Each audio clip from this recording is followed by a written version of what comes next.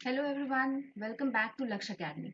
और जैसा कि आप सभी लोग अपनी स्क्रीन पे देख सकते हैं कि जो हमारी लक्ष्य एकेडमी की टीम है वो आप सभी के लिए एक गोल्डन अपॉर्चुनिटी लेके आई है सो दैट कि आप अपना जो नेट जेआरएफ का जो ड्रीम है आपका उसको पूरा कर सके, है ना। बहुत अच्छे से प्रिपरेशन कर सके। इसके लिए हमारी टीम आपके लिए कॉमर्स का एक क्रैश कोर्स लेके आई है। ओके, जो कि 100 डेज सीरीज होगी। 100 डेज का चैलेंज है। ओके, अगर आप स्टूडेंट्स अगर थोड़ी सी डेडिकेशन के साथ अगर इसको करते हो ना, डेली का अगर आधा घंटा, ऑन एन अप्रॉक्स आधा पौने एक घंटा अगर आप निकालते हो और थोड़ा डेडिकेशन के साथ अगर आप प्रिपरेशन करते हो हमारे साथ, हमारे एफर्ट्स एंड आपके डेडिकेशन के साथ अगर आप ये पूरा चैलेंज एक्सेप्ट करते हो तो आपका डेफिनेटली जो जेआरएफ नेट जेआरएफ है जो वो क्रैक हो जाएगा। This is I assure you. क्योंकि ये जो कोर्स हमने बनाया है ना, ये जो क्रैश कोर्स बनाया है, ये स्ट्रैटेजिकली एग्जाम के फोकस से ही बनाया गया है। ओके, इसमें हम अपना जितना भी हमारा 10 यूनिट्स है ना, कॉमर्स का जो 10 यूनिट्स है हमारा, उसको हम पूरा कवर करने वाले हैं। इसमें सारे टू द पॉइंट चीजें करेंगे, जो भी एग्जाम में आने वाली चीजें हैं या आ चुकी है ना, प्रीवियस ईयर क्वेश्चंस को ध्यान में रख के हम सारी चीजें यहाँ पे टैकल करेंगे और उससे ऊपर भी थोड़ा कि अगर कोई चेंजेस होता है तो हम उसको कोप अप कर सके। ओके, तो ये तो था क्रैश कोर्स के बारे में जो कि यूट्यूब पे है आपका फ्री। साथ ही साथ जो भी स्टूडेंट हमारे साथ फर्स्ट टाइम कनेक्ट हुए हैं ना, वो हमसे लिंक हो जाएंगे। हमारी इस टीम से, लक्ष्य अकेडमी की टीम से आप कनेक्ट हो जाएंगे through the link given in your description box. ठीक है, आपके डिस्क्रिप्शन बॉक्स में एक लिंक दिया हुआ है, उसको जाके आप क्या है, उस पर जाके आप हमसे कनेक्ट हो जाएंगे। ठीक है, लिंक पे क्लिक करेंगे, वहाँ से आप हमसे कनेक्ट हो जाएंगे सो दैट कि अगर कोई नोटिफिकेशन आता है ना, क्लासेस जब हमारी अपलोड होंगी, नोटिफिकेशंस आएंगी, तो आप वहाँ पे इजीली हमसे कनेक्ट हो जाओगे। ठीक है, और अगर कोई डॉक्यूमेंट वगैरह हम यहाँ पे डालते हैं, जैसे कि आपको क्लास क्लास की पीडीएफ चाहिए, है ना, मॉक टेस्ट वगैरह होते हैं, तो वो सब अगर आपका उसको पीडीएफ चाहिए, आपको उसका पीडीएफ चाहिए ना, तो वो सारा आपको यहाँ से मिल जाएगा। ओके, तो इसलिए इसको इंस्टॉल कर लीजिएगा, नोटिफिकेशन मिलते रहे, डॉक्यूमेंट्स मिलते रहे। वन मोर लास्ट थिंग कि अगर कोई स्टूडेंट है जिसको ये क्रैश कोर्स से ज़्यादा कुछ करना है ना, उसको पूरा स्क्रैच से प्रिपरेशन करना है, डिटेल्ड क्लासेस चाहिए, उसको एमसीक्यूज देने हैं, है ना, रिकॉर्डेड एंड लाइव क्लासेस चाहिए, पीडीएफ चाहिए जो कि उसके पास डाउनलोडेबल हो, है ना, बाद में वो रिविजन कर सके। एंड उसके डाउट्स अगर हैं तो उसके लिए हम क्या है, यहाँ पे डाउट सेशंस भी देते हैं। ठीक है, अगर आपको ये कोर्स परचेज करना है, आप पूरी जो अपनी प्रिपरेशन है उसको पूरा स्ट्रेंथन करना चाहते हैं, पूरा कॉम्प्रिहेंसिव थॉरो प्रिपरेशन करना चाहते हैं ना, तो आप इस कोर्स को खरीद लेंगे। अभी क्या है, डिस्काउंट चल रहा है आपका 10% का। अगर आप ये कोड यूज़ करते हैं DEC24, है ना, December 24, अगर ये कोड यूज़ करते हैं तो 10% का आपको एक्स्ट्रा ऑफ मिलेगा यहाँ पे, है ना। जैसे जैसे एग्जाम का टाइम नज़दीक आएगा ना, ये ऑफर जो है ये नहीं आपके पास रहेगा, है ना, और कोर्स के जो प्राइजेस है वो भी हाई हो जाएंगे। क्योंकि अगर कम टाइम हमारे पास है, आपके और हमारे पास अगर दोनों लोगों के पास कम टाइम होगा, तो हमारी ज़्यादा रिस्पॉन्सिबिलिटी बनती है कि हम आपको टाइम पे कंप्लीट करवाएं, है ना। तो अभी ज्वाइन कर लीजिए, आपके लिए बेटर है, टाइम है अभी, अच्छे से प्रिपरेशन कीजिए। चलिए, अब now coming to our class. ठीक है, जो हमारा क्लास है आज का, यानी कि first unit, first day, first class. ठीक, हमारा फर्स्ट यूनिट क्या है, हमारा business environment, business environment and your international business, है ना, हमारा यही हमारा यूनिट है फर्स्ट। ठीक, तो बिजनेस एनवायरनमेंट, एक तो हमारे इंडिया का अपना बिजनेस एनवायरनमेंट। ठीक है, इंडिया का भी क्या, पहले एक बिजनेस का अपना एक एनवायरनमेंट होता है ना, पहले हम अपने एनवायरनमेंट को जानेंगे, देन हम एक्सटर्नल एनवायरनमेंट पे जाएंगे, एक्सटर्नल यानी कि इंटरनेशनल एनवायरनमेंट पे। ठीक है, हम बाद में इन सब चीज़ों पे जाएंगे, पहले हम अपना बिजनेस एनवायरनमेंट देखेंगे कि हमारा बिजनेस एनवायरनमेंट क्या होता है, क्या फैक्टर्स हैं, क्या चीज़ें होती हैं, ये सारी चीज़ें हम यहाँ पे जानेंगे। ओके, तो हम सबसे पहले क्या जान लेंगे कि हमारा अपना बिजनेस एनवायरनमेंट कैसा है। अब देखिए, कोई भी एक जो बिजनेस है ना, तो वो बिजनेस का क्या है कि वो उस बिजनेस का अपना एक इंटरनल एनवायरनमेंट होता है ना, और एक एक्सटर्नल एनवायरनमेंट होगा।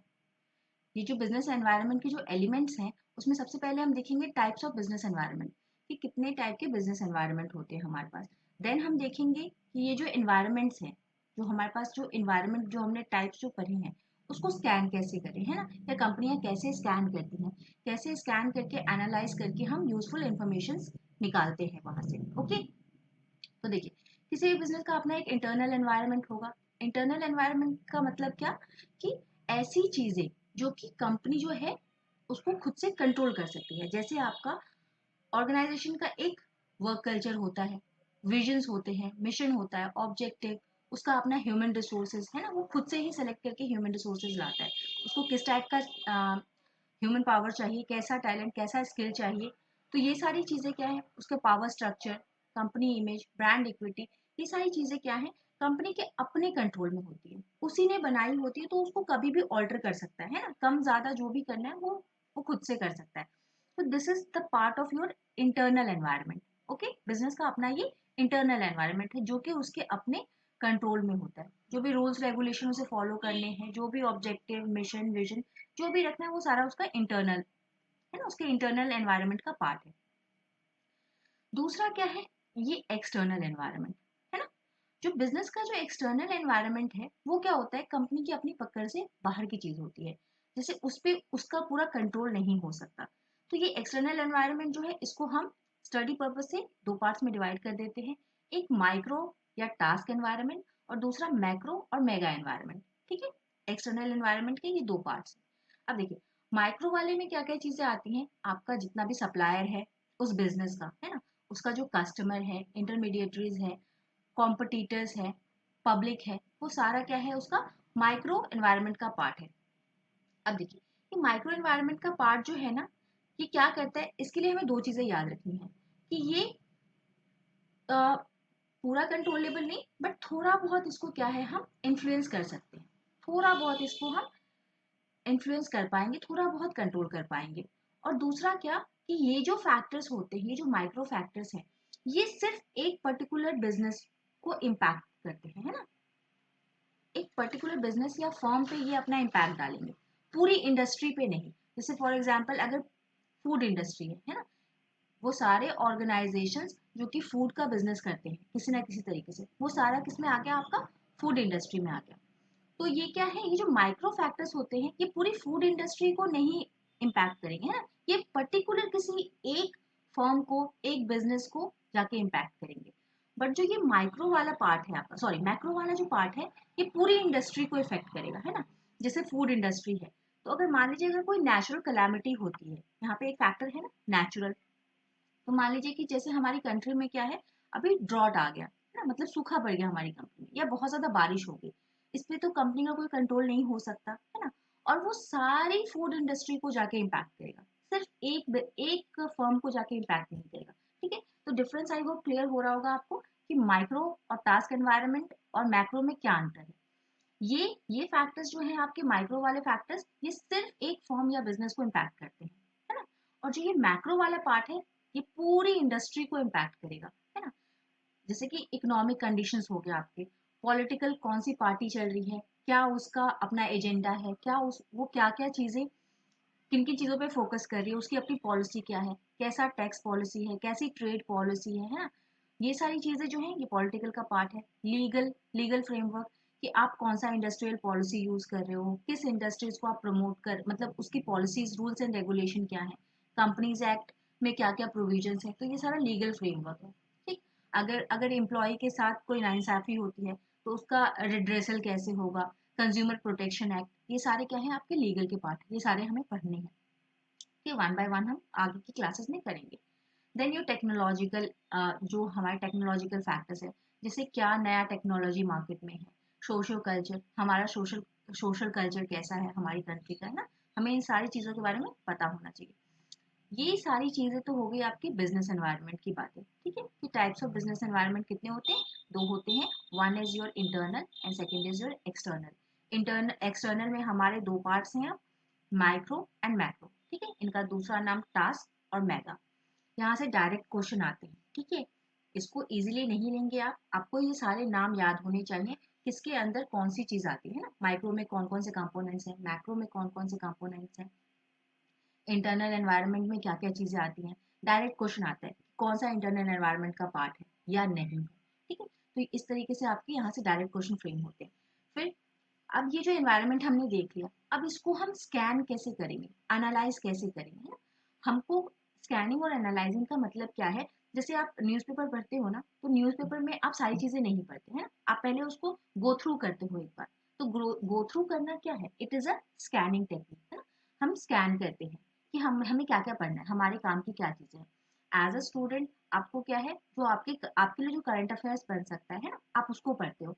कहाँ पे चोरी हुई, कहाँ डकैती हुई, ये सारी चीजें हम नहीं पढ़ते हैं, हमारे काम की चीजें नहीं है। तो वैसे ही हम क्या है, इस एनवायरनमेंट को जो हमने आइडेंटिफाई किया है, जो एनवायरनमेंट एक्सटर्नल और इंटरनल एनवायरनमेंट, उसको हम स्कैन करेंगे, एनालाइज करेंगे, और फिर उसमें से हम अपने लिए अपॉर्चुनिटीज और थ्रेट्स को आइडेंटिफाई करेंगे, है ना? कि क्या हमारे काम की चीजें हैं और क्या नहीं है, किससे हमें खतरा हो सकता है ना? हम ये सारी चीजें इसमें से स्कैन करके निकालते हैं। अब ये स्कैनिंग की टेक्निक क्या क्या है हमारे पास? एक है स्वॉट एनालिसिस, फिर पेस्ट एनालिसिस। इस पेस्ट एनालिसिस के ही एक दो और नाम है, इसी को PETELS के नाम से भी जानते हैं और पेस्टल के नाम से भी जानते हैं ना। इजिली आप इसको क्या कह सकते हो? Paste analysis. ओके। देन आपका इंडस्ट्री एनालिसिस आता है, अगर आपको पूरे इंडस्ट्री को एनालाइज करना है कि आप जिस इंडस्ट्री में ऑपरेट कर रहे हो, आप मतलब क्या कि बिजनेस ऑर्गेनाइजेशन। तो एक जो बिजनेस ऑर्गेनाइजेशन है वो जिस इंडस्ट्री में काम कर रही है ना? जैसे अगर मान लीजिए कि कोई अगर आपकी कंपनी है, जो जैसे फॉर एग्जांपल जोमेटो ले लीजिए, ठीक है? तो जोमेटो को जब एनवायरमेंट एनालिसिस करना होगा, तो वो क्या करेगा? अपनी इंडस्ट्री का एनालिसिस करेगा, और उसके लिए हमारे पास एक टेक्निक क्या है? Quest, quick environment scanning technique. Okay, या फिर एनालिसिस। देन लास्ट है आपका कॉम्पिटिटर्स एनालिसिस। कॉम्पिटिटर्स एनालिसिस क्या है कि अगर आपके कॉम्पिटिटर्स का एनालिसिस करना है, मार्केट में कितना कॉम्पिटिशन है आपके लिए, उसको अगर आपको स्कैन करना है, एनालाइज करना है, तो आप कौन सा टेक्निक यूज करते हैं? 5 force model of Potter. Potter sir का एक 5 फोर्स मॉडल है, ठीक है? उसको हम देखते हैं। अब चलिए ये टेक्निक्स जो हैं, इसको हम वन बाय वन डील कर लेते हैं। ओके, ये ओवरव्यू दे दिया मैंने आपको आज की क्लास का। अब वन बाय वन डील कर लेते हैं कि होते क्या है। चलिए देखिए, सबसे पहला हमारा क्या था? स्वॉट एनालिसिस। स्वॉट एनालिसिस क्या है? स्वॉट एनालिसिस मिलकर किन किन चीजों से बना हुआ है? एक है आपका strength, weakness, opportunity and threat. Okay, ये सब चीजें हमने डील कर ली हैं। अब देखिए स्वॉट एनालिसिस हम करेंगे। स्वॉट एनालिसिस में क्या है? S for strength, weakness, opportunity and threat. देखिए ये स्ट्रेंथ और वीकनेसेस जो हैं, ये क्या है? हमारे इंटरनल एनवायरनमेंट की बातें हैं, ठीक है? हमारा बिजनेस का जो अपना इंटरनल एनवायरनमेंट है, ये उसकी चीजें हैं। मतलब हमारी कंपनी में हमारे अपने पास क्या क्या हमारे स्ट्रेंथ्स हैं, क्या क्या वीकनेसेस हैं हमारे ऑर्गेनाइजेशन के अंदर, है ना? जैसे हमारा स्ट्रेंथ क्या हो सकता है कि हमारा जो ह्यूमन स्टाफ है, जो हमारा ह्यूमन रिसोर्स है, वो बहुत एफिशिएंट है, बहुत स्किल्ड लेबर्स है हमारे पास, बहुत स्किल्ड मैनेजर्स हैं। तो ये क्या हो सकती है? हमारे लिए स्ट्रेंथ हो सकती है हमारी ऑर्गेनाइजेशन की। वीकनेस फॉर एग्जांपल कि जो हमारा स्किल्ड लेबर है, वो स्किल तो बहुत है, बट क्या है हमारे पास, जो हमारा इंफ्रास्ट्रक्चर है वो बहुत ज़्यादा डेवलप्ड नहीं है, ठीक है? बहुत सारी फैसिलिटीज नहीं है, तो ये हमारी वीकनेस हो सकती है। तो हम अपने स्ट्रेंथ और वीकनेसेस को पहले क्या है, अपना, जैसे हम बोलते हैं ना कि अपना रेट्रोस्पेक्शन करते हैं। हम अपनी खामियां, अपनी स्ट्रेंथ्स को पहले पहचानते हैं। जब आप एग्जाम के लिए प्रिपेयर करते हो ना, तो अपनी स्ट्रेंथ और वीकनेसेस को पहले एनालाइज करते हो कि हमारा कौन सा चैप्टर जो है वो वीक है, कौन सा स्ट्रांग है, तो उस हिसाब से आप स्ट्रैटेजी बनाते हो। तो स्ट्रैटेजी बनाने के लिए ऑर्गेनाइजेशन को क्या है, पहले अपनी खुद की स्ट्रेंथ और वीकनेसेस को देखना होता है। ओके, फिर आप क्या है, एक्सटर्नल एनवायरनमेंट पे जाते हो। फिर आप देखते हो कि एक्सटर्नल एनवायरनमेंट जो है, मार्केट जो पूरा है, उसमें हमारे लिए क्या क्या अपॉर्चुनिटीज हैं और क्या क्या थ्रेट्स हैं, ठीक है? अपॉर्चुनिटीज मतलब हम कहाँ पे और स्कोप ले सकते हैं ना, कंपनी कहाँ पे अच्छा काम कर सकती है, कौन सा मार्केट में नया अपॉर्चुनिटी आया है। मान लीजिए कोई ऐसी टेक्नोलॉजी आई है मार्केट में, नई टेक्नोलॉजी, जो हमें लगता है कि हम उसके साथ बहुत अच्छा परफॉर्म कर सकते हैं, उससे बहुत ज़्यादा प्रॉफिट ले सकते हैं। तो अपॉर्चुनिटीज को कैप्चर करना और थ्रेट्स को डिक्रीज करना। अब फॉर से कि मान लीजिए कि यही टेक्नोलॉजी को हम थ्रेट के रूप में अगर ले लें, कि जो जो मार्केट में जो नई टेक्नोलॉजी आई है, हम उसके साथ हमारे लेबर्स जो है, हमारे जो एम्प्लॉयज हैं, उनको वो टेक्नोलॉजी नहीं आती, तो ये क्या हमारे लिए थ्रेट हो गया। ओके, तो इस थ्रेट को कैसे कम किया जाए? अपने अपने एम्प्लॉयज को ट्रेन कीजिए, वो स्किल सिखाइए, तो इस तरीके से क्या है, उस थ्रेट को हम क्या है, हैंडल कर सकते हैं। ओके, तो इस तरीके से आपने देखा कि ये जो स्वॉट एनालिसिस है, ये हमें किस चीज में हेल्प करता है, कंपनी को प्रॉफिटेबल बनाने में, कंपनी को स्ट्रैटेजीज बनाने में आगे के लिए कि फ्यूचर में वो कैसे चीज़ों को डील करेगी, उसके लिए हमको क्या है, ये रोड मैप देता है ना, हमको ये प्रिपेयर करवाता है, एडवांस में हमको थ्रेड से अवेयर कराता है, और जो आगे आने वाली अपॉर्चुनिटीज है मार्केट में उसको कैप्चर करने का तरीका बताता है। ओके, आई होप ये क्लियर होगा आपका। चलिए नेक्स्ट देखते हैं हमारा paste analysis. Okay, paste analysis में हम किन किन चीज़ों को स्टडी करते हैं, यहाँ पे हमारे की एरियाज क्या होते हैं स्टडी के, कि हम अपना पॉलिटिकल एनवायरनमेंट देखेंगे। पॉलिटिकल एनवायरनमेंट मतलब क्या, क्या समझते हैं हम पॉलिटिकल से? हम समझते हैं कि हमारे यहाँ पे पॉलिटिकल स्टेबिलिटी कैसी है ना। पॉलिटिकल स्टेबिलिटी कहने का मतलब, आप बोलेंगे मैम पॉलिटिकल स्टेबिलिटी का क्या मतलब? पॉलिटिकल स्टेबिलिटी का मतलब है कि जो आपके यहाँ पे जो अभी रूलिंग पॉलिटिकल पार्टी है उसका एजेंडा क्या है ना, वो कैसी पॉलिसीज लेके आई है, वो स्टेबल है या नहीं। ऐसा तो नहीं कल को उसकी सरकार गिर जाएगी, है ना। स्ट्रॉन्ग जो पोजीशन पे है वो है या नहीं है ना। जैसे कि हमने अभी देखा कि अभी इलेक्शन से पहले कहा जा रहा था 400 पार, 400 पार। तो ये 400 पार का मतलब क्या है? It proves your stability of government, है ना। कि अगर अगर मान लीजिए 400 अगर आ जाते, 390 भी आ जाते हैं, ये सीट्स की बात कर रहे हैं, तो अगर ये आ जाते तो क्या है, गवर्नमेंट बहुत स्ट्रांग पोजीशन में होती, वो जो चाहती वो कर सकती, जो पॉलिसी लाना चाहती, जो कंट्री में चेंजेस करना चाहती वो कर सकती थी। तो पॉलिटिकल स्टेबिलिटी कैसे है हमारी कंट्री में, ये हम देखते हैं। देन हम देखते हैं करप्शन रेट क्या है ना। ये भी पॉलिटिकल पार्टी से डिसाइड करती हैं, लॉ एंड ऑर्डर ही हमारा डिसाइड करता है। देन हमारा टैक्स रेट क्या है, एफडीआई पॉलिसीज कैसी हैं, फॉरेन ट्रेड पॉलिसी कैसी है इस गवर्नमेंट की, ये हमारा पॉलिटिकल का पार्ट हो गया। देन इकोनॉमिक, इकोनॉमिक कंडीशंस हमें क्या बताती हैं, इकोनॉमिक फैक्टर को जो आप पढ़ते हो तो आप देखोगे कि हमारी कंट्री का जीडीपी कैसा है ना। हमारे यहाँ पे क्या इंटरेस्ट रेट चल रहे हैं, इंटरेस्ट रेट बहुत इम्पैक्ट करता है आपके बिजनेस को, है ना। अगर आपको लोन लेना है, बिजनेस को अगर लोन लेना होगा तो उसको इंटरेस्ट रेट के बारे में पता होना चाहिए, है ना। फिर आपका इन्फ्लेशन रेट क्या है, इन्फ्लेशन अगर आप नहीं समझोगे तो आप अपने प्राइजेस को कैसे डिटरमाइन करोगे, है ना। तो इन्फ्लेशन क्या है, हमारे कॉस्ट ऑफ प्रोडक्शन को बढ़ा देता है, हमारे कॉस्टिंग को इफेक्ट करता है। तो ये सारी चीज़ें क्या है, इकोनॉमिक फैक्टर की पार्ट है। देन ये सोशोलॉजिकल, सोशोलॉजिकल मतलब हमारा सोशल कल्चर कैसा है, हमारा सोशल फैक्टर जो है हमारी कंट्री का वो कैसा है। टेक्नोलॉजी, टेक्नोलॉजी में क्या क्या चीज़ें आती हैं आपका, जैसे क्या R&D चल रहा है हमारी कंट्री में, रिसर्च एंड डेवलपमेंट का क्या काम चल रहा है, इनोवेशंस क्या क्या है हमारे मार्केट में, कौन कौन से नए इनोवेशंस आए हैं, क्या टेक्नोलॉजिकल चेंजेस आए हैं। तो ये सारी चीज़ें हम क्या है टेक्नोलॉजिकल फैक्टर में देखते हैं। After that your legal, legal क्या है हमारा, लीगल मैंने आपको अभी थोड़ा सा बताया था स्टार्टिंग में कि जैसे कंपनीज एक्ट है, ठीक। तो ये हमारा लीगल फ्रेमवर्क है, किसी ऑर्गेनाइजेशन के लिए सबसे बड़ा फ्रेमवर्क यही है कि कंपनीज एक्ट के तहत आपको जो भी रूल्स एंड रेगुलेशन दिए गए हैं वो आपको फॉलो करने हैं। कंज्यूमर प्रोटेक्शन एक्ट, आप ऐसे प्रोडक्ट्स और सर्विसेज नहीं प्रोवाइड कर सकते जो कंज्यूमर के हित में ना हो, है ना, कस्टमर के हित में ना हो। Then your final is your environmental, है ना, PESTLE, ठीक है, ये इसका फुल फॉर्म है ना, ये पेस्टल जो लिखा हुआ है इसका फुल फॉर्म है। एनवायरमेंटल फैक्टर हमें क्या कहता है कि हम जितना भी काम करेंगे, हमारी ऑर्गेनाइजेशन जितना भी काम करेगी वो सारा क्या है आपका एनवायरमेंट को ध्यान में रख के करेगी, है ना। एनवायरमेंट को ध्यान में रख के करने का मतलब क्या, कि आपका जो ऑर्गेनाइजेशन है वो ऐसे काम ना करे जिससे कि एनवायरमेंट में पॉल्यूशन फैले, है ना, पॉल्यूशन फैले, सस्टेनेबिलिटी इम्पैक्ट हो, वाटर रिसोर्सेज को हार्म हो, नेचुरल रिसोर्सेज को हार्म हो, एनिमल्स को हार्म हो, है ना। इन सारी चीज़ों पे आप ध्यान देंगे, ठीक है, जिससे क्लाइमेट पे ज़्यादा असर ना पड़े, है ना। आई होप यू समझ रहे होंगे, है ना, कि इन सारी चीज़ों को, जो नेचुरल चीज़ें हैं, एनवायरमेंटल चीज़ें हैं, उनको आप हार्म नहीं कर सकते, उनके संरक्षण के हित में आप काम करेंगे, है ना। सो दैट कि जो हमारी ये नेचुरल रिसोर्सेज हैं, नेचुरल रिसोर्सेज ज़्यादा हमारी हैम्पर ना हो।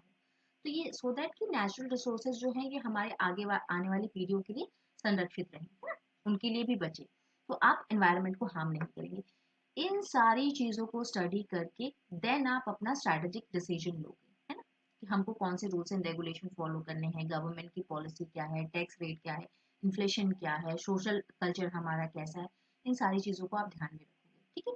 पेस्टल एनालिसिस हमारा यही कहता है कि ये जो 6 फैक्टर्स हैं ना, 5 फैक्टर्स हैं, इनको ध्यान में रख के, इनको स्टडी करके तब आप अपनी पॉलिसीज बनाइए, अपनी स्ट्रैटेजी तब बनाइए, तभी आप क्या है प्रॉफिटेबल होंगे, अदरवाइज क्या है आपको बहुत सारी प्रॉब्लम्स का सामना करना पड़ेगा। Okay, I hope it's clear. Next एक देख लेते हैं छोटा सा। नेक्स्ट क्या है हमारा क्वेस्ट, ये पॉटर का जो 5 फैक्टर मॉडल है ना, ये ज्यादा इंपॉर्टेंट है, इसको देख लेते हैं। जो छूट गया वो नेक्स्ट क्लास में हम कर लेंगे, है ना। अब देखिए हमें ये पॉटर का मॉडल क्या कहता है, शॉर्ट में आपको समझा देती हूँ सो दैट हमारा वीडियो बहुत ज्यादा लेंदी ना हो। अब देखिए ये कहता है कि आपको 5 फैक्टर्स को, अगर आपको कंपटीशन को, ये हमारा किसका मॉडल है, कॉम्पिटिटिव फोर्सेस को आइडेंटिफाई और एनालाइज करने के लिए। तो ये मॉडल क्या कहता है कि आपको 5 चीजों पे ध्यान देना होगा। अगर अपने कंपटीशन को पहचानना है तो आपको 5 चीजों को ध्यान देना है। What, your buyer, your supplier, your मतलब बिजनेस, बिजनेस का बायर कौन है, सप्लायर कौन है, उसका कस्टमर कौन है, ठीक है, कंपटीशन कितना है, बायर सप्लायर कस्टमर कंपटीशन, ये 4 हो गए। और न्यू एंट्रेंट्स क्या है, ठीक है, मार्केट में, सॉरी, न्यू एंट्रेंस कौन कौन है आपके मार्केट में, दैट इज योर कंपटीशन का part. New entrance and competition is same thing. And then is your substitute, substitute क्या क्या है आपके, आपका बिजनेस जो भी चीजें प्रोवाइड कर रहा है, जो भी सर्विसेज या गुड प्रोवाइड कर रहा है, उसके पॉसिबल क्या सब्स्टिट्यूट हो सकते हैं, ठीक है। तो किसी भी बिजनेस ऑर्गेनाइजेशन को अपना कंपटीशन पहचानने के लिए और उस कंपटीशन से ऊपर आने के लिए इन 5 चीजों को स्टडी करना बहुत जरूरी है ना। जैसे कि your buyer, one is your buyer, second is your supplier, third is your customer, new entrants in the market, and fifth is your substitute. ये 5 चीजों को अगर आप एनालाइज कर लेते हो ना, कोई बिजनेस ऑर्गेनाइजेशन अगर एनालाइज कर लेती है ना, और इसके हिसाब से अपनी स्ट्रैटेजी बनाती है, तो लॉन्ग रन में बहुत अच्छा प्रॉफिट वो कमा सकती है, बहुत ज्यादा सक्सेसफुल हो सकती है, ठीक है। This model is your given by Potter, ठीक है। ये पॉटर 5 फोर्सेस के नाम से भी ये मॉडल जाना जाता है। Okay, that's all for today's, क्योंकि जो वीडियो है आपका बहुत लेंदी हो जाएगा, तो ये हमने छोटी छोटी बातें की हैं बट इंपॉर्टेंट बातें की हैं, ठीक है। ये directly related to your exams है। अब जब आप प्रीवियस ईयर क्वेश्चंस देखोगे ना, तो आपको ये डायरेक्टली वहां पे मिलेंगे। यहाँ से बहुत सारे क्वेश्चंस पूछे गए हैं और आगे भी पॉसिबिलिटी है कि पूछे जाएंगे, ठीक। तो thank you everyone, and I hope कि सारी चीज़ें क्लियर होंगी। लास्ट लास्ट में एक बार और हम उन स्टूडेंट्स के लिए बता दें कि जो भी स्टूडेंट्स आपका डिटेल स्टडी करना चाहते हैं ना, वो हमारा कॉमर्स का कॉम्प्रिहेंसिव बैच ले लेंगे। 10% का डिस्काउंट चल रहा है। कोड है आपका DEC24, December 24, एक कोड है आपका डिस्काउंट अवेल करने के लिए, है ना। Detail classes, mock test, recorded and live classes, PDF notes downloadable form में मिलेगा आपको, एंड डाउट सॉल्यूशन क्लासेस भी आपको मिलेंगे, ठीक है। ये इन स्टूडेंट्स के लिए इन्फॉर्मेशन थी जो लास्ट में आए हैं और जिनको थॉरो स्टडी करनी है, ठीक है। ओके, मतलब कोई भी स्कोप ना छूटे आपका नेट JRF निकालने का। तो thank you everyone, thank you for joining the session, have a nice day and keep revising, keep studying, thank you everyone.